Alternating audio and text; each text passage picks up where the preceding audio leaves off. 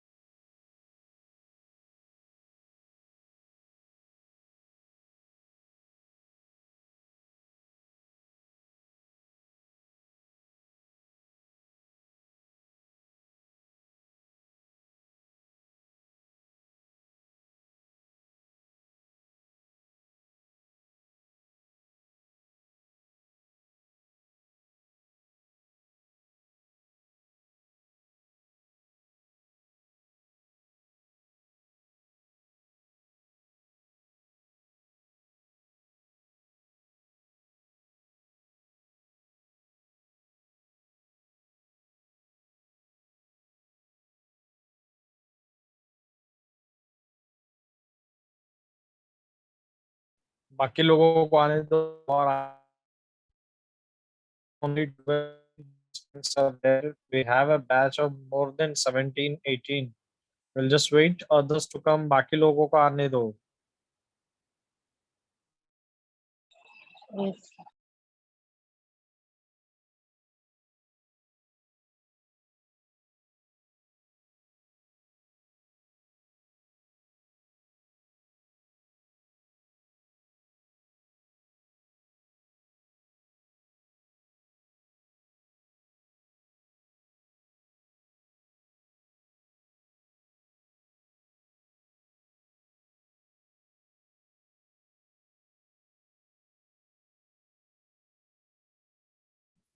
Thank you. Thank you. I just saw one message. Happy Guru Purnima. Thank you.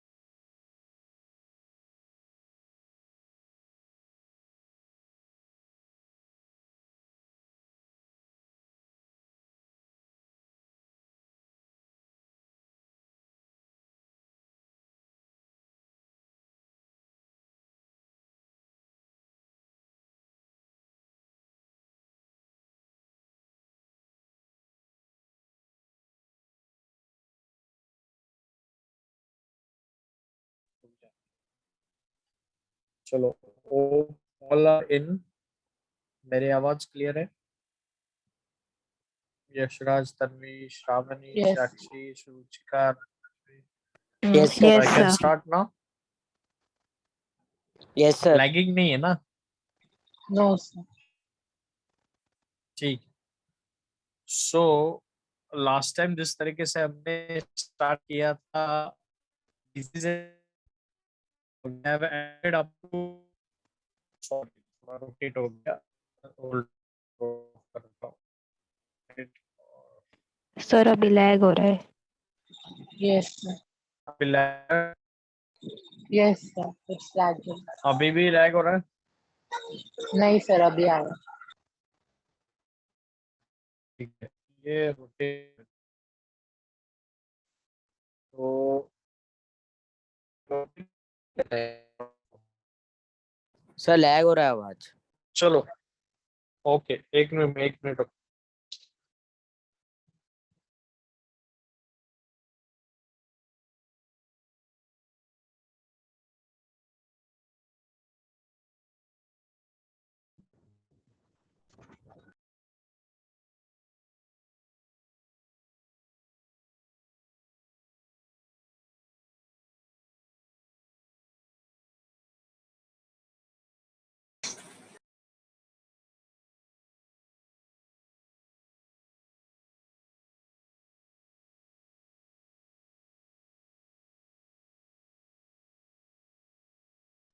अभी ठीक है?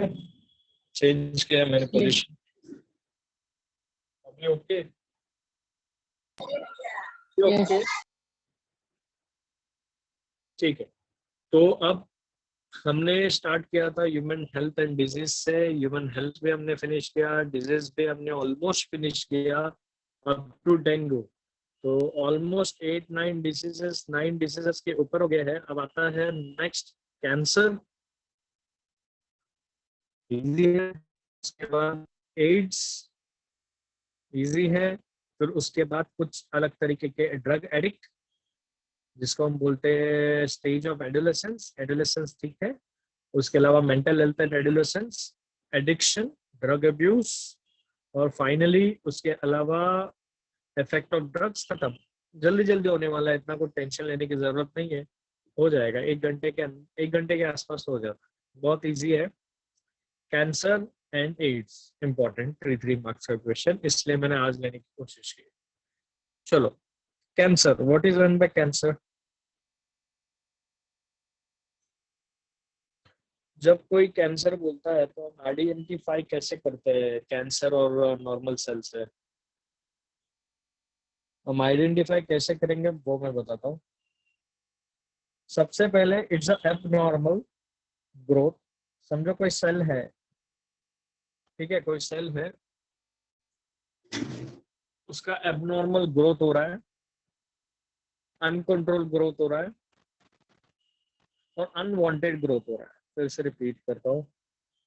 पहला तो ग्रोथ हो रहा है, कोई सेल का ग्रोथ हो रहा है, डिवीजन हो रहा है, डिवीजन हो रहा है, डिवीजन होते जा रहा है, जो एबनॉर्मल है, दिखने में अलग दिख रहा है। दूसरा, अनकंट्रोल्ड है, रुक ही नहीं रहा है, ग्रो होते जा रहा है। तीसरा, अनवांटेड है, हमको चाहिए ही नहीं। तो ये जो 3 चीजें हैं, ये 3 चीजों के डिवीजन ऑफ सेल्स को हम बोलेंगे क्या? Cancer. Cancer is abnormal, undefined, uncontrollable growth of the tissue or the cell or division of the cell is called cancer. अब कैंसर 2 टाइप का होता है, ठीक है। एक ट्यूमर तो पता है, एक जगह पूरा मांस बनना। ट्यूमर हम किसको बोलेंगे? जैसे तुम लोग देखे होंगे, ट्यूमर हम बहुत बार बोलते हुए देखे हैं टीवी में भी। मतलब क्या? वो एक सेल डिवाइड हो गया, डिवाइड हो गया, डिवाइड हो गया, डिवाइड हो गया, अनडिफरेंशिएट डिवाइड होते होते होते गार्ड बना दिया, एक गार्ड। उस गार्ड को हम बोलेंगे ट्यूमर। उसी तरह ट्यूमर बहुत अलग अलग टाइप का होता है। मेलिग्नेंट ट्यूमर होता है, बिनाइन ट्यूमर होता है, वो अभी देखेंगे हम टाइप में। तो उससे पहले थोड़ा और पढ़ लेते हैं। कैंसर एक्चुअली समझो एक न्यू लंप या टिश्यू बनाता है, उसको नियोप्लाज्म बोलते हैं। नियोप्लाज्म मतलब in case of leukaemia, neoplasm मतलब क्या मैं बताता हूँ। रोटेट हो गया, इसको सीधा करता हूँ। एक डेफिनेशन आता है, वो भी नियोप्लाज्म, वो भी एक तरीके का कैंसर है। तुम लोग कभी रिपोर्ट्स में देखोगे या कोई भी ऐसे किसी का कैंसर रिपोर्ट में देखोगे तो ज्यादा करके नियोप्लाज्म ही लिखा हुआ रहता है। नियोप्लाज्म, नियोप्लाज्म, ऐसा डायरेक्टली कैंसर करके कहीं लिखा नहीं रहता है। कोई भी रिपोर्ट देखोगे ना, अगर किसी का भी ब्रेन रिपोर्ट देखो, सिटी स्कैन रिपोर्ट देखो, एक्सरे रिपोर्ट देखो, सिटी स्कैन देखो, ऐसा डायरेक्टली लिखा नहीं रहेगा कि कैंसर है। It has been written under sub categories like neoplasm of granular tissue, neoplasm of adipose tissue, neoplasm of ये, नियोप्लाज्म ऑफ वो, ऐसा लिखा रहेगा। डायरेक्टली ऐसा नहीं लिखा रहेगा कि कैंसर है। तो neoplasm is also called somewhere a type of tumour also, and वो कैंसरस सेल कंटेन कर रहा है वो रेस्पेक्टिव सेल, उसको हम नियोप्लाज्म बोलेंगे। उसके अलावा दो टाइप के जो स्टडी करता है, जो फिजिशियन है, रिसर्च है, जिसके ऊपर स्टडी करता है कैंसर के ऊपर, डायग्नोसिस करता है कैंसर का, ट्रीटमेंट देता है कैंसर को, उसको ऑन्कोलॉजिस्ट बोलते हैं। ठीक है, ऑन्कोलॉजिस्ट सबको पता। ऑन्कोलॉजिस्ट क्यों बोलते हैं वो भी मैं बताऊंगा आगे, या ना तो अभी बता देता हूँ। ऑन्कोलॉजिस्ट, ऑन्कोलॉजिस्ट मतलब क्या? ऑन्को मतलब एक तरीके का जीन होता है अपने बॉडी के ऊपर, एक ऑन्को जीन होता है, ऑन्को जीन। ये ऑन्कोजिन क्या करता है?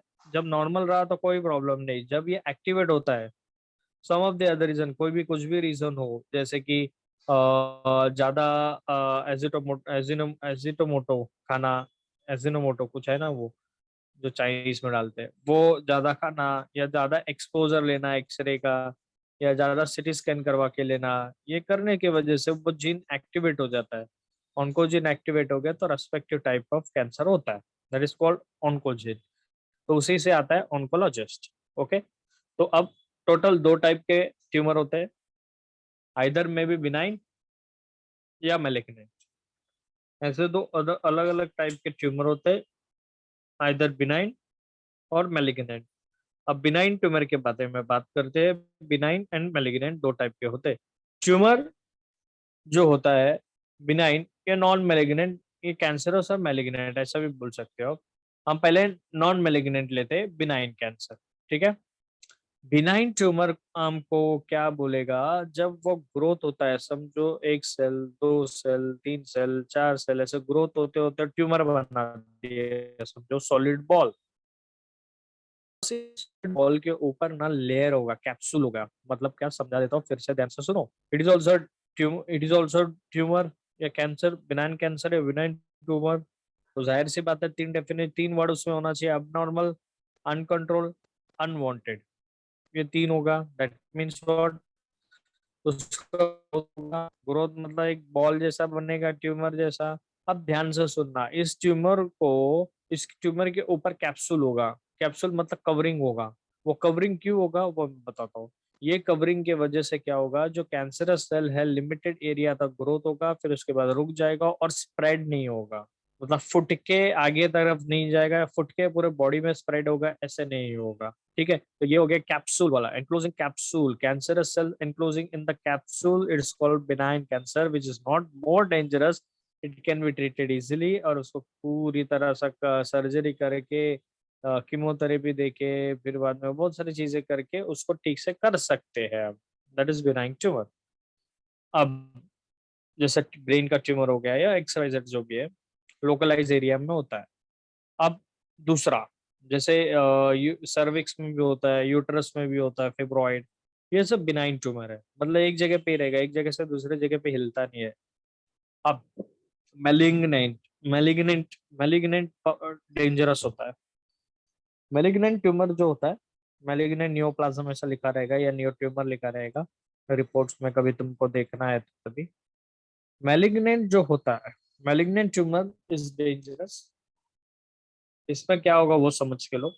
मैलिग्नेंट ट्यूमर में सिंपल है, मैलिग्नेंट ट्यूमर में क्या होगा पता है क्या? इसके ऊपर कैप्सूल इनक्लोज नहीं रहेगा। Know what is mean bye capsule? Capsule मतलब क्या? कैप्सूल मतलब सिंपल, कैप्सूल मतलब जो सेल्स है, सेल्स के ऊपर जो कैप्सूल होता है ना, वो इसके ऊपर नहीं रहता है। अगर समझो इसके ऊपर वो सेल के वो कैप्सूल नहीं रहा, मतलब कवरिंग नहीं रहा, तो ये कभी भी फट के आगे की तरफ जाएगा, या स्प्रेड होने का चांसेस ज्यादा है। या इसको जब हम ट्रीटमेंट करेंगे तो सर्जरी और कीमोथेरेपी इससे करने इतने से करने से होगा नहीं, इसका काम काफी डीप में भी रह सकता है। तो ये जो चीज है मेलिग्नेंट, अगर एक हाथ उसका सेल फट के या पूरे बॉडी में सब घूम रहा है तो then the stage is called metastasis. Metastasis is a last stage जहां मरने का काफी काफी काफी ज्यादा चांसेस होता है। By because it's not only involving one organ, एक ऑर्गन को हुआ था, एक से दो, दो के तीन, तीन से चार, या पूरा बॉडी में फैला दिया। That is called what metastasis, which is a very dangerous one. तो ये मैलिग्नेंट वाला काफी डेंजरस, ठीक है, clear. Separated from one organ to other via blood, blood के थ्रू चलता है, न्यू सेकेंडरी ट्यूमर बनाता है, तो माइग्रेटरी प्रोसेस रहता है, एक जगह से दूसरा, दूसरे जगह से तीसरा, तो दैट इज कॉल्ड मेटास्टेसिस। तो बोलते हैं ना मेटास्टेसिस वेरी डेंजरस वन, ठीक है। समझ में आ गया टाइप। कैंसर का डेफिनेशन हो गया। नियोप्लाज्म किसको बोलते हैं, ऑन्कोलॉजिस्ट किसको बोलते हैं, बिनाइन ट्यूमर किसको बोलते हैं, नॉन मतलब non benign tumour, non malignant tumour एक ही है, और मेलिग्नेंट ट्यूमर और कैंसरस ट्यूमर, ठीक है। अब आगे जाता हूँ। Next, types of cancer. Cause of cancer तो ऑलमोस्ट सभी को ऑलमोस्ट पता ही रहेगा, फिर भी हम टाइप ऑफ कैंसर पहले करते हैं। टाइप ऑफ कैंसर, देखो इधर एक डायग्राम दिया, देखो ऊपर बिनाइन एंड मेलिग्नेंट ट्यूमर का देखा क्या, कैप्सूल है, कनेक्टिव टिश्यू का कैप्सूल है, जिसकी वजह से स्प्रेड होना नहीं है, स्प्रेड नहीं होगा। इधर देखो स्प्रेड होने का चांसेस कितना है, cancerous cell, there is no capsule, there is no border, बढ़ते जाएगा, बराबर। चलो अब total type of cancer, that total type of cancer 5 अलग अलग टाइप के कैंसर होते हैं। एक होता है कार्सिनोमा, हाँ, ये क्या होता है मैं बताता हूँ। दूसरा होता सार्कोमा, कोमा उमा ओमा मतलब सब कैंसर है, लिम्फोमा, ल्यूकेमिया, एडिनोकार्सिनोमा। अब एक एक सुनो, सिंपल लैंग्वेज में बताऊंगा, समझ में आ जाएगा। कार्सिनोमा मतलब cancer of organs, cancer of organs, जैसे कि तुम लोगों ने सुना होगा। कार्सिनोमा के कैटेगरी में क्या आता है, cancer that arise from the epithelial tissue covering और lining the body organ is called cancer carcinoma. मतलब कार्सिनोमा मतलब क्या, ऑर्गन्स के कैंसर, जो भी ऑर्गन होते हैं उसके अंदर एपिथेलियल टिश्यू रहता है, वहां से ये ग्रो होता है, that's what is called what, carcinoma. जैसे कि lung cancer, breast cancer, cervix cancer, या ओरल कैंसर, या नहीं तो आप ले लो कोई भी स्टमक कैंसर, स्किन कैंसर। जो ऑर्गन है, skin is organ, stomach is organ, lung is organ, breast is organ, जो ऑर्गन को होता है cancer, that is called what, carcinoma. Etcetera भी दिया है, तुम लिवर कैंसर पकड़ो, जो तुमको पकड़ना है, किडनी का कैंसर जो पकड़ना है पकड़ो, जो ऑर्गन के कैंसर है उसको हम बोलेंगे क्या, कार्सिनोमा, बराबर, क्लियर। नेक्स्ट, नेक्स्ट आता है सार्कोमा। सार्कोमा थोड़ा ट्विस्ट है, समझ लो। सार्कोमा मतलब कनेक्टिव टिश्यू का कैंसर। अब तुम लोग सोचते रहेंगे अरे कनेक्टिव टिश्यू मतलब क्या, कनेक्टिव टिश्यू मतलब क्या, कनेक्टिव टिश्यू मतलब क्या, मैं बताता हूँ, समझ रहा। कनेक्टिव टिश्यू मतलब mainly it deals with what, जैसे कि बोन ट्यूमर्स, या बोन कैंसर, या मसल का कैंसर, या कार्टिलेज का कैंसर, या एडिपोस टिश्यू का कैंसर। मतलब इसको हम बोलेंगे कनेक्टिव टिश्यू, जो एक टिश्यू को दूसरे, या एक एक ऐसा चीज जो दो टिश्यूज को जोड़ के रखता है, या दो लोगों को जोड़ के रखता है, that is called connective tissue. जैसे बोन मसल्स को जोड़ के रखता है, मसल लिगामेंट को जोड़ के रखता है, ये सब चीजें जो है connective, this is called what, connective tissue. उसका जो कैंसर होगा उसको हम बोलेंगे सार्कोमा। जैसे कि उसके अंदर आ जाएगा बोन ट्यूमर, बोन मतलब ऑस्टियो सार्कोमा, मसल मतलब मायो मायो सार्कोमा, कार्टिलेज मतलब कॉन्ड्रियो सार्कोमा, याद है 11th में पढ़ा था हमने। कैंसर मतलब एडिपो मतलब लाइपो, लाइपो मतलब लिपिड, लिपिड लाइपो सार्कोमा। इस तरीके से वो और भी फर्दर डिवाइडेड है, क्लियर है इतना। Yes, sir. ठीक है, तो आगे जाएंगे लिम्फोमा। लिम्फोमा मतलब लिम्फ, अभी 2 दिन या कल ही हमने पढ़ा था, फिलेरियासिस, लिम्फ लिम्फ लिम्फ मैंने बताया था, जहाँ जहाँ लिम्फ नोड्स होंगे, जैसे कि अंडर आर्म्स में लिम्फ नोड्स होते हैं, जो जहाँ भी एक्सोइड नेक में लिम्फ नोड्स होते हैं, अगर उसका कैंसर हुआ तो उसको हम बोलेंगे लिम्फोमा, ठीक है। ये जैसे कि cancer that arise from the lymphatic tissue is called lymphoma. It occurs in lymphatic nodes, spleen and tissue of the immune system. ठीक है, नेक्स्ट, ल्यूकेमिया तो सभी ने सुना रहा है, ल्यूकेमिया ने सभी ने सुना होगा। ल्यूकेमिया का नाम ही है ब्लड कैंसर। लास्ट टाइम मैंने बताया था, तुम लोगों को बताया था। इसमें डब्ल्यूबीसी का काउंट इतना ज्यादा रहता है, इतना ज्यादा रहता है, इतना ज्यादा रहता है। तुम काउंट करोगे तो मैं मैक्सिमम बहुत ज्यादा काउंट रहेगा। मिनिमम काउंट 10,000 होना चाहिए, तो मैक्सिमम काउंट इसका 1 लाख के ऊपर होगा। अपना काउंट कितना होता है डब्ल्यूबीसी का?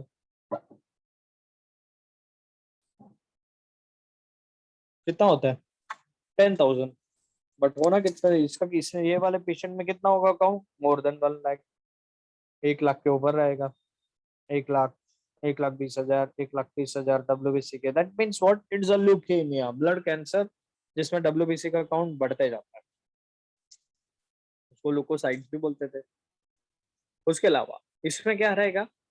इसमें क्या होगा? सिंपल सी बात है, सिंपल। इसको इसी को हम देखो, ल्यूकेमिया इसी को बोल देंगे। एक बार पढ़ना है तो पढ़ो। It's a type of blood cancer in which there is excess formation of white blood cell, मतलब बहुत सारा बनेगा in the bone marrow. People suffering from leukaemia, फिर से वही रिपीट किया है, वेरी हाई ल्यूकोसाइट काउंट। ऊपर जो बोला नीचे बोला। The blood contain millions of abnormal immature RBC, और वही बोला, फिर से वही बोला, मिलियंस। मिलियंस में भी रह सकता है, ठीक है। बिलियंस मतलब 1 मिलियन, 2 मिलियन, 3 मिलियन, 4 मिलियन, मतलब 1 लाख, 2 लाख, 3 लाख, जो भी रहेगा वो। उसके अलावा there are incapable of fighting infection, बराबर है। There are various type of leukaemia such as monocytic leukaemia, lymphoblastic leukaemia. वो पढ़ने की जरूरत नहीं, लिम्फोमिया ल्यूकेमिया पढ़ लिया, दैट्स इट। ठीक है। अब आता है एडिनो कार्सिनोमा। एडिनो कार्सिनोमा मतलब क्या? जो भी ग्लैंड होता है बॉडी में, जो भी ग्लैंड, कितने अलग अलग टाइप के ग्लैंड होते हैं, तुम लोग ने देखा होगा ग्लैंड कितने कितने अलग अलग टाइप के होते हैं। एक हो गया थायराइड। थायराइड का भी vascular gland, थायराइड का भी नाम कौन सा?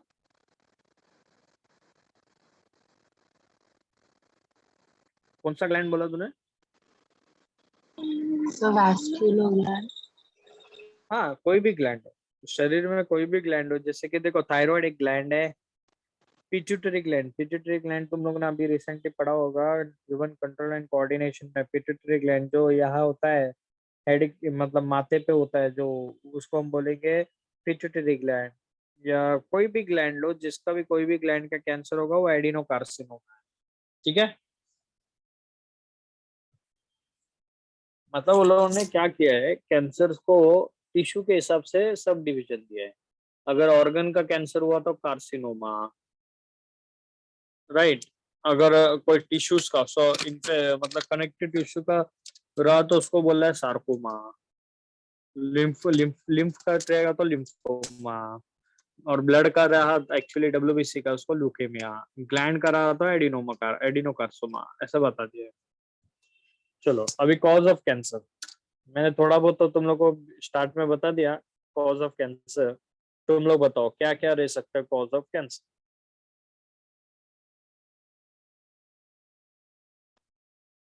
कैंसर होने का रीजन? फिर देखो, एक्सरेज को ज्यादा कांटेक्ट में आएंगे तो ज्यादा करके देखो केमिकल्स हैं, ठीक है। जैसे कि बहुत सारे केमिकल्स है मार्केट में, जिसकी वजह से, हाँ, टोबैको में निकोटिन, ठीक है, वो भी, उससे भी कैंसर होता है। टोबैको में निकोटिन भी कैंसर कॉजिंग एजेंट है। देखो, सबसे पहले क्या होता है, मैं डेफिनेशन तुम लोग को बताता हूँ कॉज ऑफ कैंसर का। कैंसर, एक्चुअली मैंने एक बात बताया था तुम लोगों को, कैंसर कैसे होता है अपने शरीर के अंदर। ऑन्कोजीन, फिर से रिपीट करता हूँ, ऑन्को, ONCO जीन। वो जो जीन है, अगर वो एक्टिवेट हो गया कोई भी रीजन की वजह से, वेदर वो एक्सरे हो, वेदर वो सिटी स्कैन का रेडिएशन हो, या एक्सरे का रेडिएशन हो, या केमिकल का रेडिएशन हो, या तंबाकू हो, या कुछ भी हो, वायरस हो, XYZ कुछ भी हो, अगर वो एक्टिवेट हो गया तो वो कैंसर करके ही छोड़ेगा। तो वो एक्टिवेटिंग एजेंट को, वो एक्टिवेटिंग का, और को जिनको एजेंट को एक्टिवेट करने वाले को हम बोलेंगे carcinogenic factor. Carcinogenic factor, carcinogenic factor means what? इसके वजह से कैंसर हुआ, दैट इज कार्सिनोजेनिक फैक्टर। तो पहला केमिकल।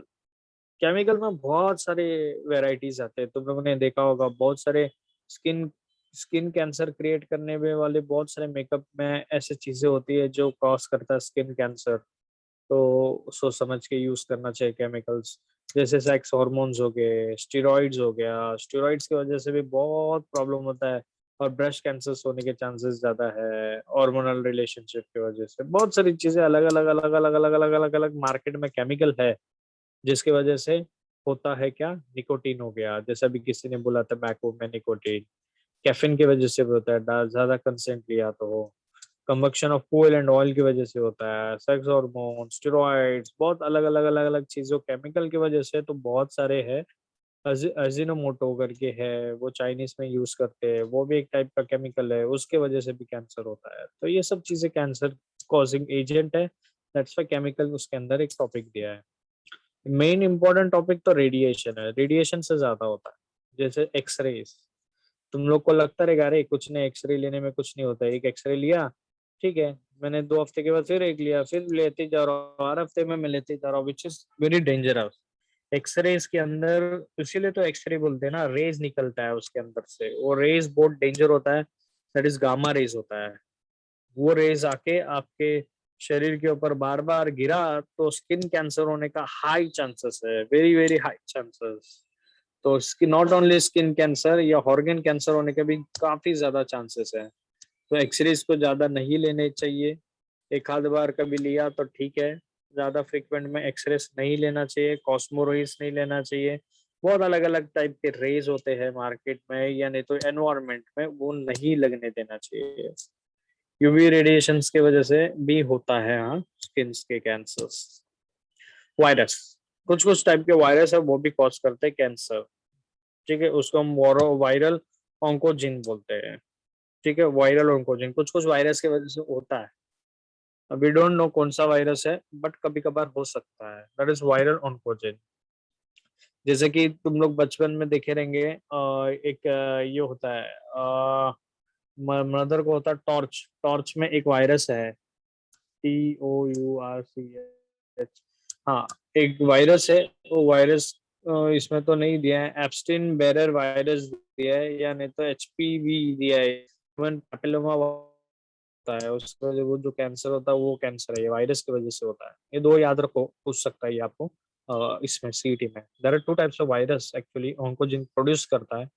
वो वायरस आपको दिखेगा, एक हो गया आपका Epstein Barr virus, HPV human papilloma virus. ठीक है, ये ह्यूमन पैपिलोमा वायरस जो है आपको कहा होगा सर्विक्स पे। Cervix is a organ, female reproductive organ में आता है, वेजाइना के जस्ट ऊपर सर्विक्स ऑर्गन पे होता है ह्यूमन पैपिलोमा वायरस। और दूसरा आता है एप्स्टिन बेरर वायरस, ये मोस्टली आपके लिवर के आसपास का है, ये जो वायरस की वजह से होता है। वायरस हाँ, ठीक है। ऑन्कोजिन, ऑन्कोजिन सभी मैंने बताया। सेवरल जिन कॉल्ड सेलुलर ऑन्कोजिन, बहुत सारे सी ऑन्कोजिन रहते हैं, या बहुत सारे ऑन्कोजिन अपने बड़ी बॉडी में रहते हैं। बट ये कब कन्वर्ट होते हैं, जब कोई उसको छेड़ता है या कब कोई उसको जगाता है। अब जैसे कि किसी ने मेरे को बोला था कि टबैको में निकोटिन की वजह से वो एडिक्शन आ गया, तो 5वां टॉपिक जो आएगा वो एडिक्शन का आएगा। देखो जैसे कि एडिक्शन दिख रहा है, जैसे smoking causes lung cancer, chewing tobacco causes oral cancer, बराबर। उसके अलावा माउथ कैंसर या oral cancer, lip cancer, lung cancer भी हो सकता है। Alcohol consumption result in oesophagus, stomach, intestine, liver cancer. Drugs like marijuana, marijuana, hashish, ganja, उसके वजह से क्या हो सकता है भी, उसके वजह से कैंसर हो सकता है।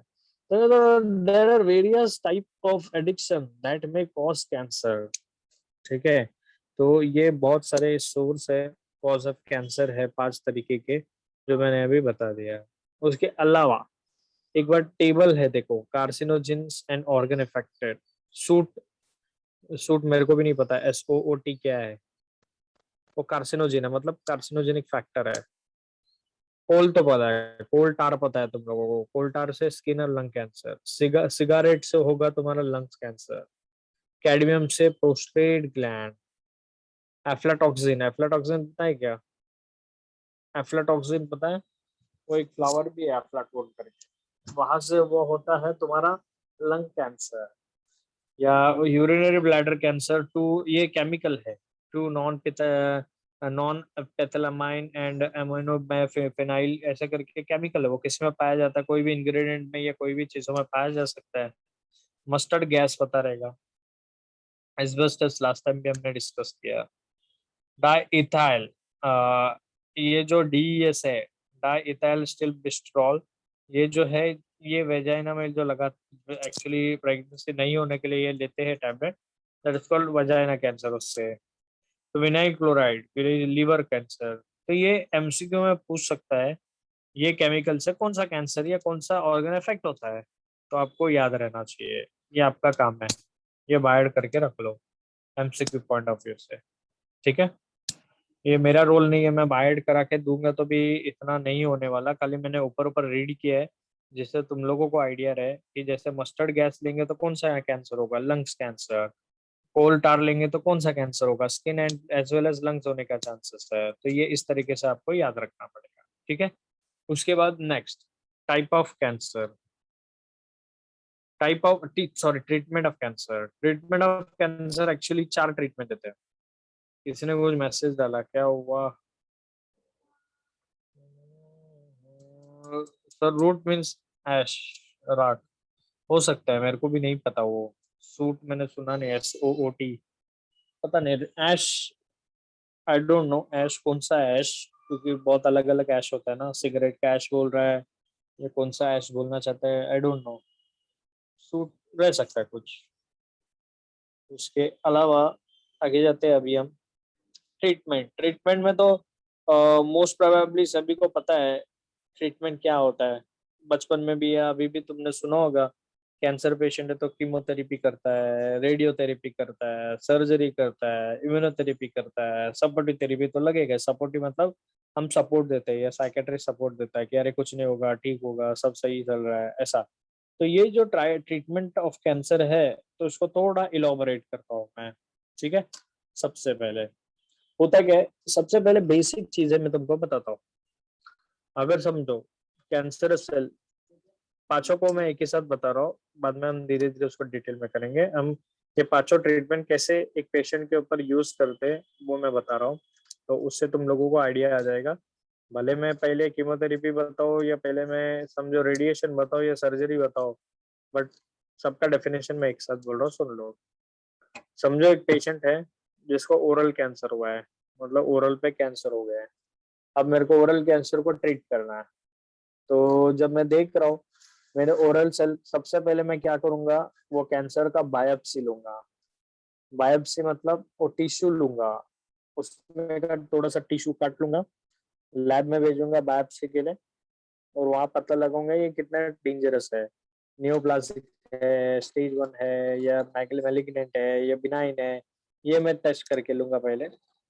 अगर मैलिग्नेंट होगा, बोलो डेंजरस है, थोड़ा स्प्रेड होने का चांसेस ज्यादा है, तो तुरंत मैं कीमोथेरेपी स्टार्ट कर दूंगा, कीमोथेरेपी स्टार्ट कर दूंगा। अब कीमोथेरेपी मतलब क्या, ये एंटी कैंसर ड्रग्स होते हैं जो कैंसर सेल्स को बढ़ने से रोकते हैं, ऐसा नहीं कि खत्म करते हैं, बढ़ने से रोकेगा, मतलब क्या, समझो टेनिस बॉल के जितना बन गया कैंसर सेल, अभी कुछ साल निकल गया तो फुटबॉल बन सकता है, तो फुटबॉल नहीं बनाना है, सिर्फ टेनिस बॉल ही रखना है, तो कीमोथेरेपी मतलब उससे क्या होगा, आपका कैंसर सेल तो मरेगा नहीं, आपका जो नए बनने वाले कैंसर सेल है, जो ग्रोथ होने वाला कैंसर सेल है, वो नहीं होगा, वो वही रुक जाएगा। तो इनहिबिटिंग DNA सिंथेसिस और है more toxic to cancer cell than the normal cell. Chemotherapy से बाल कम हो सकता है, एनीमिया हो सकता है, ठीक है, और या उस समय हमको दोनों करेक्ट करना पड़ता है। जब कीमोथेरेपी पे कोई होता है तो साइड इफेक्ट है ना, वायरस का साइड, वो मेडिसिन का साइड इफेक्ट है, कीमोथेरेपी का साइड इफेक्ट है, मेडिसिन का साइड इफेक्ट है कि बाल झड़ते हैं, तो ये बाल टकले दिखते हैं, तुमने देखा होगा, अरे टकला दिख रहा है, बाल ही नहीं है, it's because of what, chemotherapy, बराबर। और हीमोग्लोबिन लेवल कम रहेगा, एनीमिया भी होगा, उसको हीमोग्लोबिन की टैबलेट भी देना पड़ेगा, it's called chemotherapy. Next, what is mean bye radiotherapy, radiotherapy मतलब क्या, सेम रेडियोथेरेपी मतलब रेडिएशन देके मतलब क्या। अब मैंने क्या किया बताता हूँ, मैं रेडिएशन थेरेपी कैसे करते हैं मैं बताता हूँ। अब क्या किया, मैंने सर्जरी किया।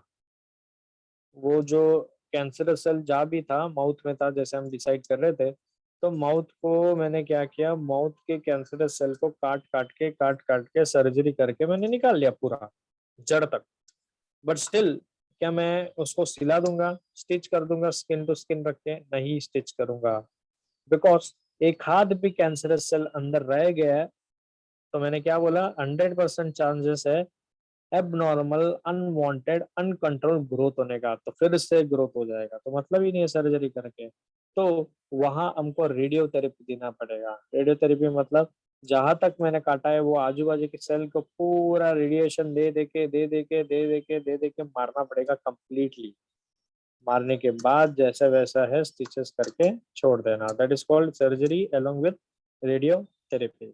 ठीक है, ज्यादा करके आयोडीन रेडियो यूज करते हैं, आयोडीन कोबाल्ट या iridium, which is very dangerous है, बट इट इज जहाँ कैंसरस सेल है, जहाँ ग्रोथ हो सकता है, जहाँ आसपास के एरिया है, मतलब समझो हमने क्या किया, एक गोला निकाला स्किन में से, समझो गोल निकाल दिया, वो गोला निकालने के बाद आजू बाजू में पूरा स्किन को मैंने रेडिएशन दिया, जिसकी वजह से फिर से वो गोला नहीं बने। That is called what, to avoid further cancerous growth. Next आगे करता हूँ, immunotherapy. Now what is mean by immunotherapy? Immunotherapy मतलब क्या?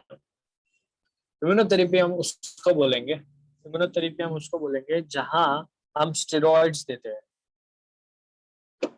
या नहीं तो हम कुछ ऐसे चीजें देते हैं जिससे आपका इम्यूनिटी थोड़ा सा बने रहे। भी करेगा, कैंसर हो गया, कैंसर का ट्रीटमेंट चालू है, तो इम्यून सिस्टम डाउन रहता है, तो उस इम्यून सिस्टम डाउन में हमको इम्यून मॉड्यूलेटर हम जिसको बोलते हैं, ये इम्यून बढ़ाने वाली एक्टिवेट करने वाली चीजों को हमको देना पड़ता है, in the form of tablet, in the form of diet, in the form of any form. तो सच एज अल्फा इंटरफेरॉन सबसे जबरदस्त इम्यूनो मॉड्यूलेटर है। इम्यूनो मॉड्यूलेटर मतलब इम्यून बढ़ाने वाला या मॉड्यूलेट करने वाला अल्फा इंटरफेरॉन। ठीक है, ये इंपॉर्टेंट है, बस बाकी कुछ नहीं है। सपोर्टिव, सपोर्टिव तो तुमको कैंसर, जो कैंसर से साइड इफेक्ट हो रहे हैं, कैंसर की वजह से बाल निकल रहे हैं, बाल जड़ रहे हैं, हीमोग्लोबिन कम हो रहा है, वीकनेस हो रहा है, पेन हो रहा है, ये सब सपोर्टिव ट्रीटमेंट भी उसी के अंदर आ जाता है। और प्लस उसको सहानुभूति और इमोशनल इमोशनल स्ट्रेंथ, ये भी सपोर्टिव ट्रीटमेंट में आ गया। This is what treatment of cancer, इतना ही है। क्लियर, समझ में आया? पीछे है क्या कुछ और? नहीं, दैट्स इट। तो ये हो गया आप लोगों का पूरा treatment of cancer, cause of cancer, types of cancer, what is cancer, what is the type of cancer, सब हो गया बराबर। ये लंबा है बट शॉर्ट शॉर्ट करके लिखने का, या किसी को कुछ पूछना है तो पूछो। तो सपोर्टिव थेरेपी जरा इलैबोरेट करो, मैं समझा नहीं। सपोर्टिव थेरेपी मतलब क्या, जैसा भी कैंसर है, कैंसर का ट्रीटमेंट चल रहा है बट साइड बाय साइड उसके बाल भी झड़ रहे हैं, या इमोशनल यस। में है, या उसको समझो कोई अलग डिजीजेस हो रहा है, मसल पेन, बॉडी पेन, या बॉडी एक, थेरेपी लेते लेते, तो वो भी उसको सपोर्टिव ट्रीटमेंट देना चाहिए, इग्नोर नहीं करना चाहिए, प्लस इमोशनल स्ट्रेंथ उसको देना चाहिए। ये सब चीजों को सपोर्टिव, सपोर्ट मतलब supportive treatment. Okay sir, thank you. अब नेक्स्ट हो गया इतना, किसी को कुछ पूछना है तो पूछो। बड़ा था बट इजी है, इतना कुछ डरने वाली बात नहीं है, छोटा करके लिखने का।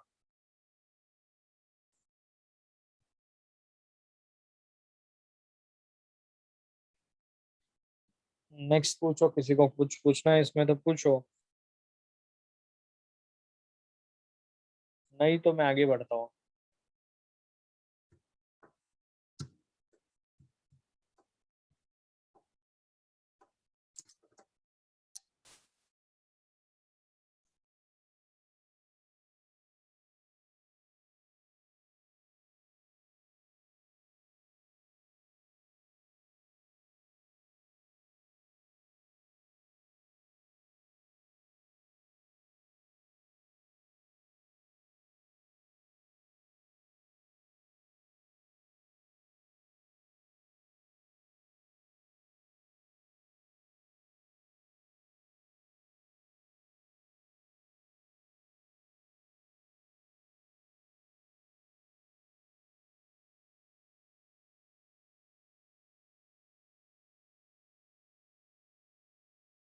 चलो मैं आगे बढ़ता हूँ।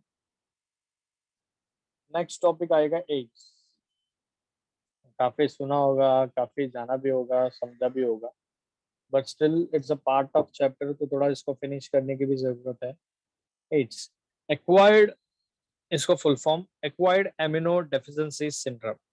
ठीक है, एक्चुअली एड्स जब होता है इट्स अ फैटल, फैटल मतलब 90% चांसेस है, 90% या 85 to 90% चांसेस है ऑफ डेथ। ठीक है, because of there is no proper treatment, उसका अभी तक प्रॉपर ट्रीटमेंट हुआ नहीं है, नहीं मिला है। That's why supportive treatment, again supportive treatment मतलब टेम्परेरी ट्रीटमेंट है, जब तक वो मेडिसिन ले रहे ग्रोथ नहीं होगा, उससे ज्यादा मतलब बुरी हालत नहीं होगी, जितना है उतना रहेगा। तो सबसे पहले इसका डेफिनेशन तो नहीं है, बट ये होता क्यों है एवरीवन नोस, उसका कॉज भी अलग है, हम बाद में पढ़ेंगे।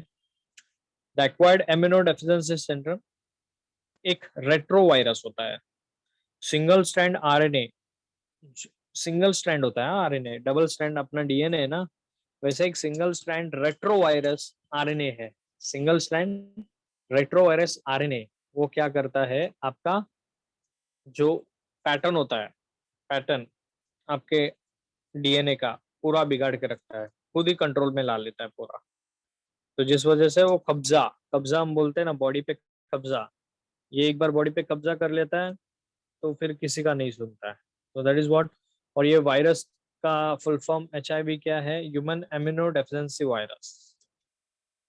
डिजीज का नाम एड्स, वायरस का नाम एचआईवी। ठीक है, और ये बॉडी को पूरा ह्यूमन सिस्टम, मेनली ये ह्यूमन सिस्टम पे काम करता है, इसलिए डेंजरस है, नहीं तो कुछ इतना डेंजरस नहीं होता। ह्यूमन सिस्टम ही इम्पोर्टेंट है, जिसका ह्यूमन डाउन हो गया बाहर, जिसका इम्यूनिटी स्ट्रांग वो रहा अंदर, ऐसा है। तो ये मेनली ह्यूमन सिस्टम पे ही काम करता है, ह्यूमन सिस्टम पे काम करते करते पूरे बॉडी को वीकन अप करता है, और एक हिसाब से देखा जाए तो ये पूरे बॉडी को हो ढांचा बना देता है। That's why it is called a dangerous disease. सबसे पहले ये पेंडेमिक भी था, AIDS can be called a modern pandemic, world wide है, affecting both industrial and developing countries, सभी को होता है, सभी जगह उतना ही रेशियो है। सबसे पहले नोटिस कहा गया था यूएसए में 1981, और इंडिया में फर्स्ट कंफर्म केस जो था ना वो भी तमिलनाडु में 1986 में आया। तो अभी ज्यादा जुना भी नहीं है, 35-40 साल लास्ट लास्ट हुआ है। तो उस समय ये देखने मिला था यूएसए में फर्स्ट टाइम इन 1981, और तमिलनाडु में 1986। तो स्ट्रक्चर ऑफ एचआईवी, एचआईवी दिखता कैसे है, देखो वहां डायग्राम है, ठीक है, वो बहुत इंपॉर्टेंट है, उसको तुमको रट्टा मारना पड़ेगा थोड़ा सा। उसका क्या क्या है, मैट्रिक्स है, प्रोटीन का लेयर है, और जीपी है ना, ग्लाइकोप्रोटीन लेयर बोलते हैं उसको हम लोग, जीपी। ठीक है, वो जीपी जो है ग्लाइकोप्रोटीन लेयर, जीपी 120 बाहर है, 41 अंदर है। हाँ, रिवर्स ट्रांसक्रिप्टेज जो होता है आरएनए, सिंगल स्ट्रैंड आरएनए बीच में है, लेयर है, कैस्केड प्रोटीन्स है, मैट्रिक्स प्रोटीन्स है, ये आपको सब नाम याद रखना पड़ेगा। सिंपल है, जैसा दिख रहा है वैसा ही है। देखो पहले तो ये कितना, जैसे कोरोना वायरस कैसा है, कोरोना वायरस का भी ऑलमोस्ट ऐसे स्ट्रक्चर है, बट इसके अंदर थोड़ा अंदर से आते हैं, वो जो कांटे आते हैं ना अंदर से भी आते हैं बाहर से भी आते हैं। ठीक है, ये हो गया एचआईवी वायरस, जिसको हम बोलेंगे ह्यूमन एमिनो डेफिशिएंसी वायरस, जो डायग्राम में दिख रहा है आपको। और इसके अंदर जो आरएनए होता है, या इसके अंदर जो जेनेटिक मटेरियल होता है, वो होता है single strand RNA which is reverse transcriptase, reverse transcriptase. उसके अलावा इसका टोटल डायमीटर कितना है, 100 से 140 मिलीमीटर इन द डायमीटर, 100 से 140 millimetre in the diameter. Clear. उसके अलावा ये जो होता है सेंटर में, उसके अंदर होता है सिंगल स्ट्रैंड आरएनए जैसा दिख रहा है, रिवर्स ट्रांसक्रिप्टेज। अब what is mean bye reverse transcriptase, reverse transcriptase मतलब क्या, ये वायरस कभी भी अपना हुलिया चेंज कर सकता है। अभी दिखने में समझो एस दिख रहा है, थोड़ी देर के बाद एच हो जाएगा, तुम लोग खुद सोचोगे अरे अभी तो एस था एच कैसे हो गया। ये बार बार अपना उंगलियां चेंज करते जाता है, रिवर्स मतलब पीछे आगे पीछे ऊपर नीचे, जैसा उसको चाहिए वैसा शेप चेंज करते रहता है। दैट्स वाई जो मेडिसिन है, हम एस के लिए मेडिसिन अंदर बेचते हैं, जब एस जैसे ही वो मेडिसिन एस के पास पहुंचने जाता है तो एच हो जाता है, तो मेडिसिन खुद कंफ्यूज हो जाता है, अरे मैं तो एस के लिए आया था, एच के लिए नहीं आया था, तो निकल जाएगा वो। That's why it is a very dangerous one. उसके अलावा ये कवर्ड होता है 2 लेयर के प्रोटीन से। The outer layer is matrix protein, जो अभी मैं तुम लोग को थोड़ी देर पहले बताया था, मैट्रिक्स प्रोटीन जो बाहर का लेयर है, उसका एक कोड है protein 17।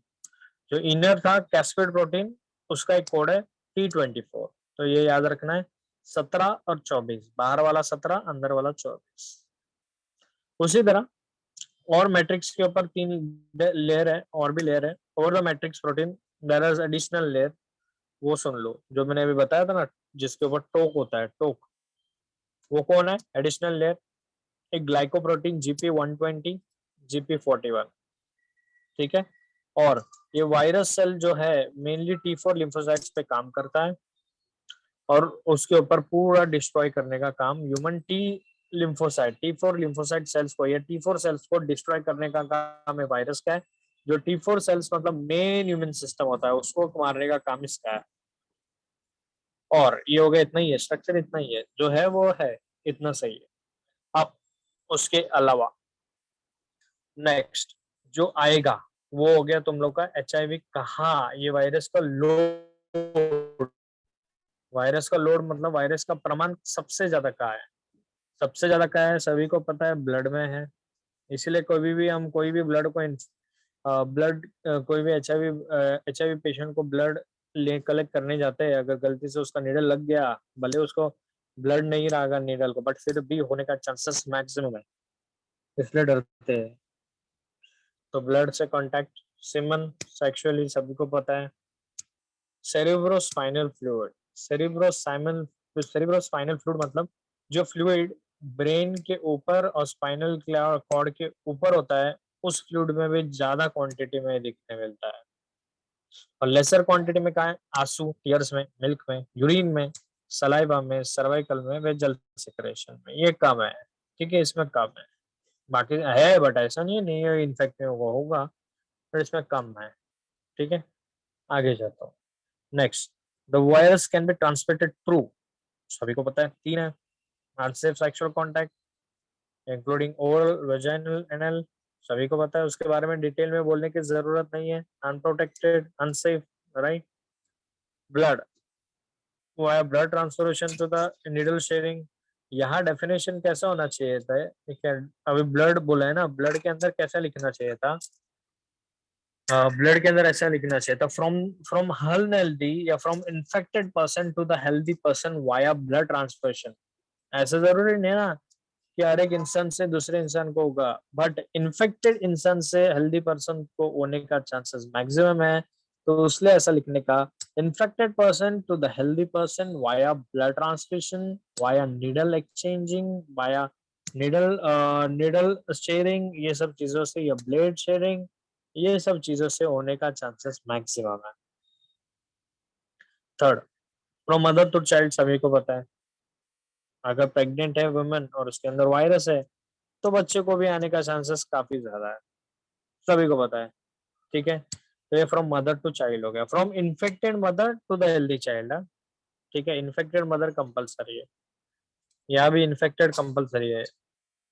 Other method of other method of spreading, जैसे कि समझो रोड एक्सीडेंट हो सकता है, एक्सीडेंट हुआ, पता नहीं हो सामने वाले बंदे के साथ भी एक्सीडेंट हो, वो भी पॉजिटिव, अपना भी पॉजिटिव होने का चांसेस ज्यादा है, ठीक है। आर्टिफिशियल इंसेमिनेशन या निडल इंजरी होने का चांसेस ज्यादा है, या इन्फेक्टेड ऑर्गन या ट्रांसप्लांट करते समय समझो मैंने ध्यान नहीं दिया, मेरा और मैं ऑलरेडी HIV हूँ और मैंने ऑर्गन ट्रांसफर कर दिया, तभी भी होने का चांसेस ज्यादा है, बराबर, clear. With infected donated semen and transplant, मतलब एक आध ये होता है, डोनेट सीमेन भी डोनेट करता है, वो इन्फेक्टेड रहा बंदा, राइट, इन्फेक्टेड रहा बंदा और छोड़ दिया अंदर, मतलब डोनेशन कर दिया, तो उससे भी होने का चांसेस ज्यादा है, ठीक है।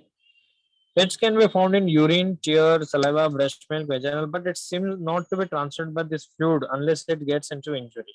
मतलब क्या बताता हूँ, अभी जैसे सलाइवा में है, ठीक है, और दूसरी बात समझो टीयर्स में है तो भी है, लगभग थोड़ा बहुत अमाउंट में है वायरस, सलाइवा में भी है, टीयर्स में भी है, यूरिन में भी है, बट ये अगर डायरेक्टली टच किया तो कुछ नहीं होगा, बट अनटिल एंड अनलेस आपके ऊपर इंजुरी, समझो आपके लिप्स के आसपास या माउथ में इंजुरी है, when saliva contacted then there will be a chances of HIV, ऐसा है वो, ठीक है।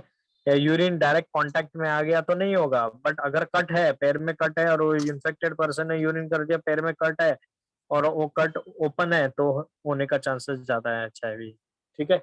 ये सब चांसेस उसमें है, ऐसा बोलने का मतलब है। आगे जाता हूँ, साइन और सिम्टम्स देख लेते हैं। साइन और सिम्टम्स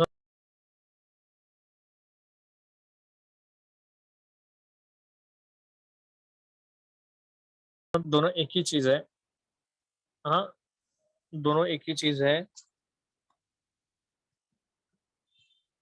तो साइन और सिम्टम्स क्या हो सकता है, एक सेकंड रुका।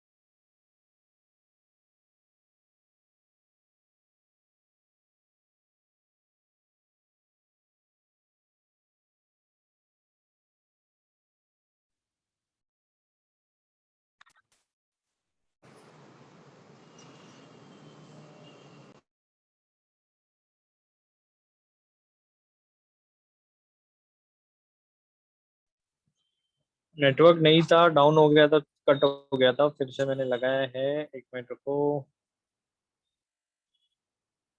क्लिनिकल मैनिफेस्टेशन मतलब आपके सिम्टम्स कैसे उनके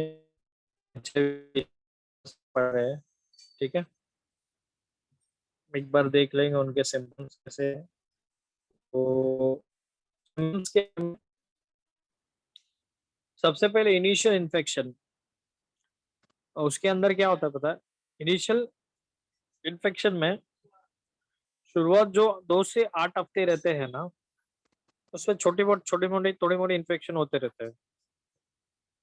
उसके बाद asymptomatic carrier state in which no sign of disease in incubation period range from 6 months to 10 years। मतलब क्या, कभी कभी तो सिम्टम्स ही नहीं रहते, असिम्टम रहता है। असिम्टम मतलब 6 महीने से लेकर 10 साल तक बंदा एचआईवी वायरस लेके जा रहा है, बट उसको कोई सिम्टम्स नहीं, कोई वेट लॉस नहीं, कोई लूज मोशंस नहीं, कोई फीवर नहीं, बिंदास घूमेगा। दैट इज इंक्यूबेशन पीरियड लंबा है ना इसका, 6 से लेकर कितना है, 6 मंथ से लेकर 10 साल तक इंक्यूबेशन पीरियड है, ठीक है। एड्स रिलेटेड कॉम्प्लेक्स एआरसी, यहाँ साइन और सिम्टम्स देखने मिलेगा, जैसे कि ARC with one or more of the following clinical signs, मतलब एक या एक से ज्यादा रहेंगे, जैसे fever, recurrent fever more than 1 week 1 month, fatigue मतलब थकान, अनएक्सप्लेन डायरिया मतलब लूज मोशन जैसे मैंने बोला था, night sweats, shortness of breath, loss, ये होगा वेट लॉस होगा more than 10% of the body weight, मतलब 60 रहेगा तो 6 किलो कम होते जाएगा हर महीने। ये जो है ये हम बोलेंगे AIDS related complex. Fourth, AIDS is the end stage of HIV infection, it is characterised by life threatening opportunity infection, मतलब जैसे कि क्या, निमोनिया, ट्यूबरक्लोसिस, कापोसी सार्कोमा, मतलब क्या मैं समझा दूं। अगर जब एचआईवी होगा तो इम्यूनिटी भी डाउन होगा, तो इम्यूनिटी डाउन होगा तो अदर डिजीजेस, मतलब आसपास के जो भी डिजीजेस है वो होने के चांसेस काफी ज्यादा होता है, मैक्सिमम चांसेस होता है। तो जैसे कि निमोनिया होगा, ट्यूबरकुलोसिस हो सकता है, सार्कोमा हो सकता है, तो अपॉर्चुनिटी डिसऑर्डर्स मतलब बहुत सारे हो सकते हैं जो भी आसपास में रहेगा। किसी ने छींका, उसको सर्दी खांसी था तो उसको भी आ जाएगा तुरंत। ठीक है, आगे चलते हैं। प्रिवेंशन मेजर्स बोलने की जरूरत नहीं है मुझे, सभी को पता है कैसे प्रिवेंट करना चाहिए। जो हाई रिस्क वाले HIV ग्रुप है उनको एजुकेट करो, उनको समझाओ, उनको प्रिवेंशन बताओ, उनको अवेयरनेस क्रिएट करो। जो नीडल सिरिंज होता है हॉस्पिटल्स में या जहाँ भी यूज होता है उसको अच्छे से डिस्पोज करो, दूसरा किसी का कांटेक्ट में नहीं आना चाहिए, उस तरीके से देखो। सेक्सुअल हैबिट जो होगा वो चेंज करना पड़ेगा। हाई रिस्क ग्रुप जो होता है उनको डोनेटिंग ब्लड नहीं करना चाहिए, ब्लड डोनेट नहीं करना चाहिए। Next, toothbrush, razors, other articles contaminated एक दूसरे से शेयर नहीं करना चाहिए। टूथब्रश भी इसमें आता है। बिफोर रिसीविंग ब्लड, ब्लड देने से पहले, लेने से पहले एक बार HIV चेक कर लेना चाहिए। रूटीन स्क्रीनिंग, जब ब्लड डोनर हो रहा है या ऑर्गन डोनर हो रहा है या donor of semen, growth hormone जो भी होगा उसमें सभी में टेस्ट कंपलसरी, प्रेगनेंसी हो, डायलिसिस हो, सब में HIV एक बार टेस्ट करके ही प्रोसीजर के लिए जाना चाहिए। इससे प्रिवेंशन कर सकते हैं। ठीक है, और ट्रीटमेंट, ट्रीटमेंट छोटा है। लेबोरेटरी टेस्ट तो पता ही है तुम लोग को, लेबोरेटरी टेस्ट क्या है। लेबोरेटरी डायग्नोसिस, लेबोरेटरी डायग्नोसिस क्या है? ELISA, ELISA is a test enzyme link immunosorbent acid, it's a test, एक तरीके का टेस्ट है जिससे हमको HIV है या नहीं है पता चलता है। और दूसरा वेस्टर्न बॉल टेस्ट, ये टेस्ट, ये दो टेस्ट इंपॉर्टेंट है जिससे हमको पता चलता है HIV है या नहीं है। ELISA and western blot test, ये याद रखो, दो लेबोरेटरी डायग्नोस्टिक है। अब आगे जाते हैं। ट्रीटमेंट ऑफ एड्स, हम क्या करेंगे और कैसे ट्रीटमेंट देंगे। इसमें एक्चुअली एंटी रेट्रोवायरल ड्रग देते हैं हम, एंटी रेट्रोवायरल थेरेपी, ART हम बोलते हैं, एंटी रेट्रोवायरल थेरेपी। अभी एंटी रेट्रोवायरल थेरेपी मतलब क्या? एंटी मतलब ऑपोजिट ऑफ रेट्रोवायरस थेरेपी, मतलब रेट्रोवायरस मतलब HIV। एंटी रेट्रोवायरल थेरेपी, इसमें कुछ ड्रग्स हैं, वो ड्रग्स तुम लोग को याद रखना पड़ेगा। टेनोफोविर, इफाविरेनिस, लेमिविटिन, ये सब जो ड्रग है, ये ड्रग को आपको याद रखना पड़ेगा। टेनोफोविर, इफा इफाविरिन्स, लिमिविडिन, ये जो ड्रग्स है वो ड्रग्स यूज होते हैं HIV के अगेंस्ट में। अभी भी मैं बताता हूँ, it just increase the life span, not completely the HIV। बस बाकी तो पैराग्राफ है, वो थोड़ा बहुत कुछ है वो पढ़ लो। जैसे कि ये देते देते अगर बंदे को फंगल इन्फेक्शन होगा तो फंगल का इन्फेक्शन भी दो साथ में, ऐसा बोलने का मतलब है उसका। ठीक है, चलो अब आगे बढ़ता हूँ। जब आगे जाएंगे, एडुलोसेंस आता है। ये एडुलोसेंस खुद से भी तुम रीड करोगे तो चलेगा। एडुलोसेंस, एडुलोसेंस मतलब मैच्योरिटी कैसा तुम्हारा अटेंड होता है। तीन अलग अलग ग्रुप बनाए हैं एडोलेसेंस के ग्रुप होते हैं, मतलब a period, it's a period of beginning with the appearance of sexual secondary character and the termination with cessation of somatic body growth. मतलब बचपन से जब टीनेज एरिया जो होता है, टीनेज एरिया जब टीनेज होने स्टार्ट होता है, from that time up to teenage, that is called what, adolescence period. ये ऐसे दिया है थोड़ा समझाने के लिए, what is meant by adolescence. इतना इंपॉर्टेंट नहीं है, फिर भी मैं इसको तीन ग्रुप में बता रहा हूँ। तो सबसे पहले ग्रुप आता है early period, that is 10 to 14, जहाँ चेंजेस देखने मिलते हैं, थोड़े बहुत एक्चुअल कैरेक्टर चेंजेस देखने मिलता है, वॉइस में चेंजेस देखने मिलता है, फिजिकल में चेंजेस देखने मिलता है। हाँ, और ये बहुत सारी चीजें ऐसे चेंजेस देखने मिलता है।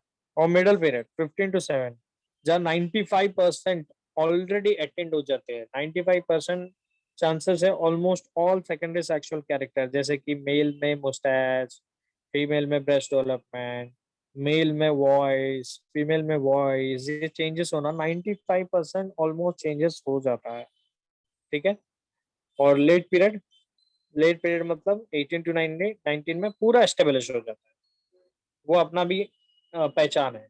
18 टू 19 ईयर्स में, 19 ईयर्स में जो भी आ जाता है वहाँ अपना पहचान है। और ये 18 टू 19 ईयर्स में ही मैक्सिमम चांसेस है एडिक्शन होने का, वेदर इट में बी ड्रग, वेदर इट में बी वॉट एवर।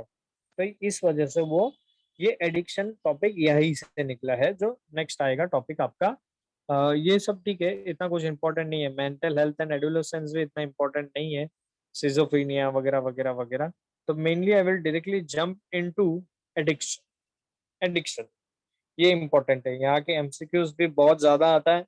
और ये इम्पोर्टेंट, बाकी का जो पार्ट है ना वो ईवीएस है, आप लोग पढ़ लोगे। मेंटल हेल्थ एंड एडोलेसेंस मतलब क्या, फिजिकल चेंजेस ऑफ एडोलेसेंस सभी को पता, प्यूबिक हेयर आना, वॉइस डेवलपमेंट होना, enlargement of uterus, enlargement of breast, widening of it, development of underarm, pubic hair आना, फिर बाद में सेक्सुअल सेक्स ऑर्गन मैच्योर होना, एनलार्ज होना, sexual desire, reaction of penis and boys, sperm production, ejaculation, ovulation, maturational, ये सब हो गया। इमोशनल चेंजेस, रैपिड चेंजेस, थोड़ा बहुत स्विंग चेंज होगा, मूड स्विंग आएगा, सेक्सुअल अट्रैक्शन होगा, बहुत सारी चीजें होंगी, ये तुम देख लो एक बार, ठीक है। वो बेसिक चीज है, रीड करने से हो जाएगा। अब आता हूँ मैं एडिक्शन। एडिक्शन इंपॉर्टेंट है। एडिक्शन में भी सबसे ज्यादा इंपॉर्टेंट क्या है, ड्रग अब्यूज। तो मैं ड्रग अब्यूज चलो, ड्रग एडिक्शन में थोड़ा बहुत आप लोगों को बताया है ऐसे ही, बट इम्पोर्टेंट है ड्रग अब्यूज। यहाँ आगे एमसीक्यूज बहुत सारे आते हैं, तो एक एक करके मैं बताता हूँ। ड्रग अब्यूज बता दूंगा, फिर मैं चैप्टर खत्म कर दूंगा, बाकी कुछ है ही नहीं, वो तुम लोग रीड कर लो। ईवीएस टाइप है, addiction and dependence, effect of drug and alcohol abuse, वो सब देख लो। तो सबसे इंपॉर्टेंट है ड्रग अब्यूज। मैं ड्रग अब्यूज मतलब क्या, मतलब जो ड्रग्स के अब्यूज है, ड्रग पे डिपेंडेंट है, that is called drug abuse. कोई कोकेन पे है, तो कोई हेरोइन पे है, कोई मोरिजिना, कोई आशास, कोई गंजा गांजा, यानी तो कोई एशीश, ऐसे अलग अलग, ब्राउन शुगर, अलग अलग अलग अलग अलग अलग अलग अलग अलग तरीके से ये यूज करते हैं अपना क्या, अलग अलग तरीके से एडिक्ट करते हैं अपने आप को। तो ये हो गया ड्रग अब्यूज। अब ड्रग अब्यूज में तीन मेन कैटेगरी है, ओपियोइड्स, कैनाबोनाइड्स, कोकेन एंड एलुसिनोजन भी आता है, वो बाद में पढ़ेंगे। तो पहले ओपियोइड्स देखते हैं, ये होता क्या है पहले समझ लो, ये बनता कैसे वो भी समझ लो, ये किस पे कब काम करता है वो भी समझ लो। ओपियोइड्स जो होते हैं ना, opioids mainly central nervous system पे काम करता है। सेंट्रल नर्वस सिस्टम ब्रेन और स्पाइनल कॉर्ड पे काम करेगा, और कभी कभार गैस्ट्रो इंटेस्टाइनल ट्रैक मतलब जीआईटी ट्रैक, इसोफेगस से लेकर एनस तक, इसके ऊपर काम करता है। बट ये आता कहाँ से वो समझो। पेपेवर पेपे पेपेवर सोमिनिफेरम, पेपेवर सोमिनिफेरम करके एक पॉपी प्लांट है। अब पॉपी प्लांट क्या होता है, खसखस पता है, जिसमें हम खसखस लेके आते हैं Yes, ना, sir. हाँ, ये खसखस यही पॉपी प्लांट से आता है। देखो इधर है पॉपी प्लांट, देखा था तो, ये देखो ये पॉपी प्लांट है, ये पॉपी प्लांट है, ठीक है। मैं बताता हूँ ये काटा क्यों है वो भी बता दो, उसके अंदर से क्या निकल रहा है वो भी बताता हूँ। अंदर बीज है, अंदर खसखस है, हाँ इसके अंदर खसखस है जो हम खाते हैं। बट ये क्या है मैं बताता हूँ, सुन। ये जो व्हाइट व्हाइट आ रहा है ना, ये व्हाइट व्हाइट एक्चुअली हेरोइन है। ये कैसे करते हैं मैं बताता हूँ। ये अफगानिस्तान में काफी इसका ग्रोथ होता है, जिसको पॉपी प्लांट बोलते हैं, साइंटिफिक नाम है पेपेवर सोमिनिफेरम। क्या होता है, ये जो फ्रूट है, इसको प्लांट है, ये पॉपी प्लांट का फ्रूट जो है, इसको ना ऊपर से पूरा चीरा मारते हैं, चीरा मतलब कट मारते हैं, जिसके वजह से इसके अंदर का जो सेमी सॉलिड या एकदम स्टिकी सब्सटेंस बाहर आता है, जैसे दिख रहा है आपको व्हाइट कलर का, तो ये बाहर आ जाता है, ठीक है। तो उसको सूखने देते हैं धूप में ऐसे ही।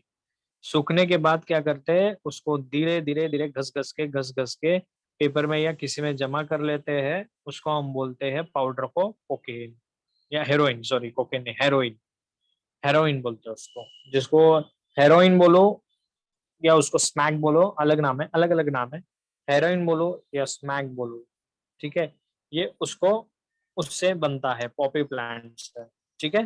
हेरोइन का साइंटिफिक नाम क्या है? Di ethyl diacetyl morphine. Chemical heroin को हम बोलेंगे डाई एसिटाइल मॉर्फिन, और वो बनता कैसे मैंने बताया। और ये डायरेक्ट सिस्टम पे काम करता है, स्लो डाउन करता है एक्टिविटी को, ठीक है। नर्वस सिस्टम गैस्ट्रोइंटेस्टाइनल ट्रैक पे काम करता है। ये हो गया एक टाइप। अब दूसरे टाइप का कैनिबिनॉइड्स आता है, कैनिबिनॉइड्स, ठीक है। कैनिबिनॉइड्स अलग है। जैसे कैनिबिनॉइड्स में क्या क्या आएगा मैं बताता हूँ। मरुजिना, आशीष, चरस, गांजा, ये इससे बनता है। ये भी एक टाइप का प्लांट ही है, जिसको हम बोलते हैं कैनाबिस सटाइवा। एक प्लांट है, ये भी प्लांट से ही बनता है, वो भी प्लांट से ही बनता है। एक प्लांट का नाम है कैनाबिस सटाइवा, कैनाबिस सटाइवा। एक केमिकल, एक प्लांट है, वो प्लांट से ही ये सब बनते हैं। कैनाबिस सटाइवा, जो कैनाबिस सटाइवा है, उससे क्या क्या बनने का चांसेस है? मोरुजिना, एशिश, चरस, गांजा, ये इससे बनता है। बट ये काम किधर करता है, मतलब कौन से पार्ट पे काम करता है? ये काम करता है हार्ट के ऊपर, कार्डियोवेस्कुलर। पूछेगा कैसे, पता है एमसीक्यू में? Ganja works on dash system, central nervous system, spinal cord, brain और हार्ट। तो आंसर आएगा हार्ट, ठीक है। कार्डियोवेस्कुलर पे काम करता है, स्लो डाउन करेगा हार्ट बीट को, या नहीं तो हार्ट बीट को धाप धाप धाप धाप धाप बढ़ाएगा, उस तरीके से करेगा वो। और उसके कैटेगरी में कौन से आते हैं मैंने बता दिया, ठीक है। Next, cocaine. अभी कोकेन कहाँ से आता है? कोकेन तुम लोग ने सुना है, एरिथ्रोजाइलम कोका। एक्चुअली इससे ही चॉकलेट्स बनते हैं, उसके सीड से। बट उसका कुछ एल्कोलाइड पार्ट है कोका प्लांट का, जिसको बोलते हैं एरिथ्रोजाइलम कोका, उससे कोकेन बनता है, ठीक है। कोकेन, जिसको हम ब्राउन शुगर भी बोलते हैं। तो कोकेन बनेगा किससे? Erythroxylum Coca. और एक काम क्या करता है न्यूरो सिस्टम पे, न्यूरो ट्रांसमीटर डोपामाइन है। इससे लेने से क्या होगा? आपका हैप्पीनेस आएगा, एकदम सुकून, रिलैक्स, इरिटेबिलिटी कम हो जाएगा, पैरों नहीं आ रहे, इधर वो है, उधर ये था, उधर ऐसा था, उधर वैसा था, ये सब तो सोचने में आएगा इसके वजह से। ओके, ठीक है। और इसका भी प्लांट है, प्लांट का नाम है एरिथ्रोजाइलम कोका, ठीक है। अब आता है एलुसिनेशन। एलुसिनेशन तो सभी को पता है, मतलब बड़बड़ाना, कुछ भी इधर है नहीं तो भी ये लगना कि है, अरे इधर कुछ नहीं है तो भी है ऐसा लगना। That is called one hallucination. एक एक केमिकल है, वो छोड़ो, तुम लोगों ने देखा रहेगा, एट्रोपा पैलोडोना देखा रहेगा, दत्तुरा, दत्तुरा तो सुना होगा, दत्तुरा जो शंकर भगवान को हम लगाते हैं, वो भी एक Yes, तरीके sir. का। हाँ, वो तरीके, वो उसी से तो बांग बनता है, बांग बांग। बांग जो बनाते हैं ना, तो वो जो धतूरा का जो होता है उसी से बांग बनाते हैं। देखो, बांग पीने के बाद वो एलुसिनेशन बड़बड़ करना चालू करता है, अरे मैं तो मेरे हाथ से चल रहा हूँ, मेरे पैर से मैं पकड़ रहा हूँ, कुछ भी बोलते रहेगा। दैट इज व्हाट एलुसिनेशन, जो है नहीं वो भी दिखना, दैट इज एलुसिनेशन, ठीक है। और उसके बाद आता है, खत्म, ऑलमोस्ट इतना ही है। एलुसिनेशन नर्वस सिस्टम पे काम करता है बस। बाकी क्या है, एडिक्शन, डिपेंडेंस, वो एक बार रीड कर लो। What is withdrawal syndrome? Withdrawal syndrome मतलब सडनली स्टॉप कर दिया तो विड्रॉल सिंड्रोम में जाते हैं। हाथ एकदम शेक होता है, एंजाइटी, ट्रिमलिंग, स्वेटिंग, नोशिया, तो धीरे धीरे बंद करना चाहिए। वो हो गया एडिक्शन और dependence. Effect of drug alcohol abuse, effect कौन कौन से चीजों पे काम करता है, वार्निंग साइन क्या है, कौन कौन ज्यादा यूज करते हैं, कॉलेज स्टूडेंट हो गए, यानी तो जो भी है, XYZ जो भी है, वो सब दिया हुआ है कौन कौन। और ज्यादा अल्कोहल लेने से क्या होता है, लिवर सिरोसिस। ज्यादा ड्रग लेने से क्या होता है, मेंटल डिसऑर्डर्स। ये या नहीं तो ड्रग्स इंजेक्टेबल लेने से क्या होता है, HIV। ये सब चीजें है, वो एक बार पढ़ के निकाल लो, इम्पोर्टेंट नहीं है, तो मैंने बता दिया। That's it. Prevention and control कैसे करोगे, आप लोगों के ऊपर ही है। जितना लेक्चर्स दोगे, जितना ज्यादा तुम लोगों को बताओगे, समझाओगे, करोगे, तो यंग एज में थोड़ा सा रिस्ट्रिक्शन रखा, लोगों फ्रेंड्स से दूरी मेंटेन रखा, या फ्रेंड्स को समझाया, उससे प्रिवेंशन और कंट्रोल होने का ज्यादा चांसेस है। along with parents and teacher. बस यही है. That's it. Completed the chapter. अभी किसी को कुछ पूछना है तो इसमें पूछो. हो गया. Enhancement of food production. टिक टिक टिक टिक टिक टिक टिक. ठीक है, चैप्टर डन. अभी किसी को कुछ पूछना है तो पूछो.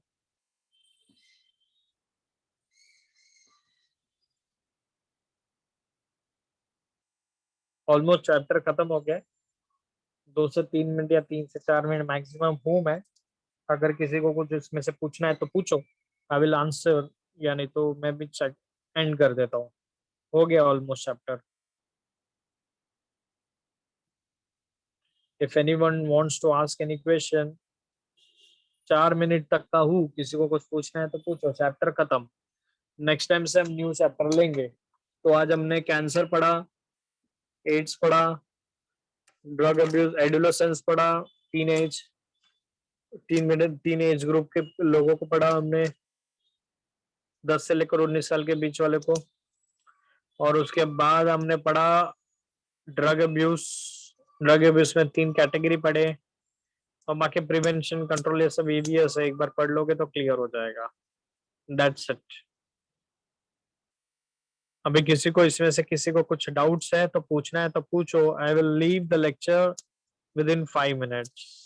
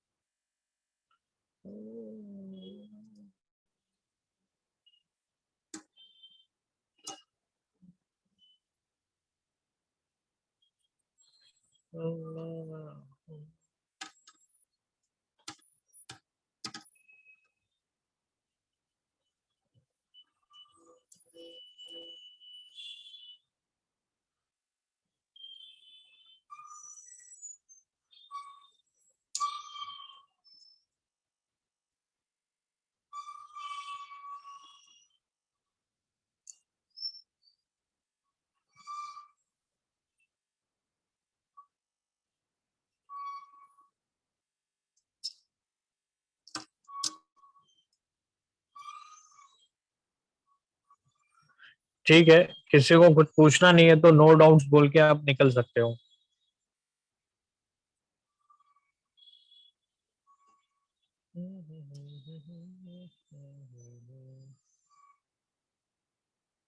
If you don't have any doubts, no doubts डाल के आप निकल सकते हो.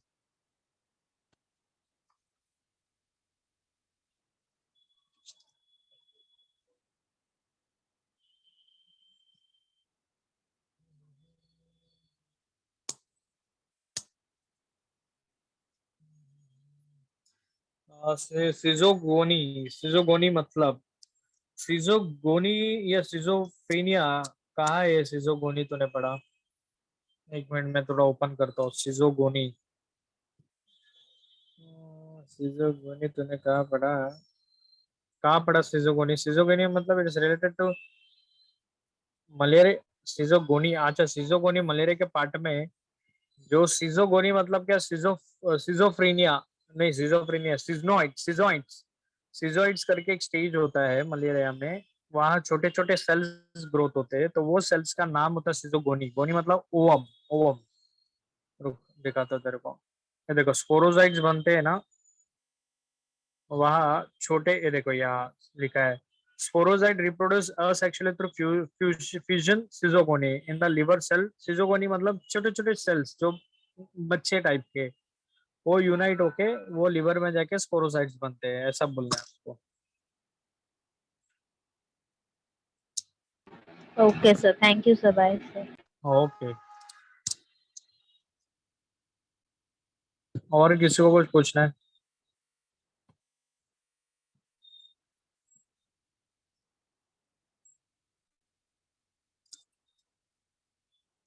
ठीक है.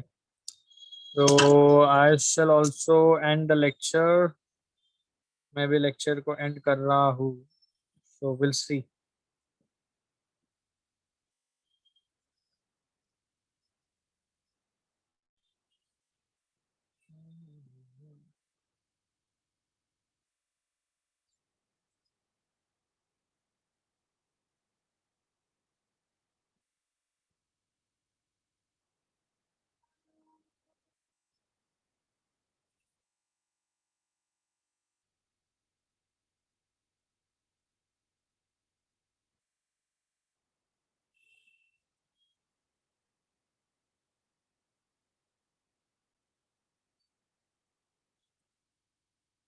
अगला continuously visit with walking, meditation, movement, prayer. Reflection calls me.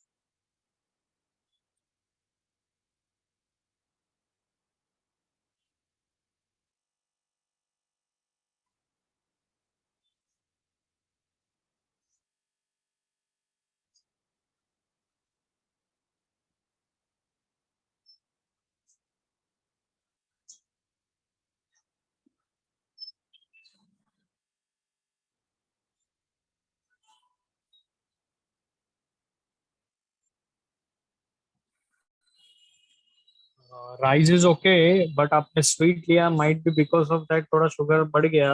Rice okay, कभी कभार राइस ले लो, कोई इश्यू नहीं है, बट वो स्वीट की वजह से मे बी बढ़ा होगा। कल तो अच्छा था और रात का भी 200 के अंदर ही था, तो मैंने इसलिए बोला चलो बंद ही रखते इनको के ना। अब देखते, आप गड़बड़ मत करो प्लीज, बिना गड़बड़ का रिपोर्ट दो तो बेटर रहेगा।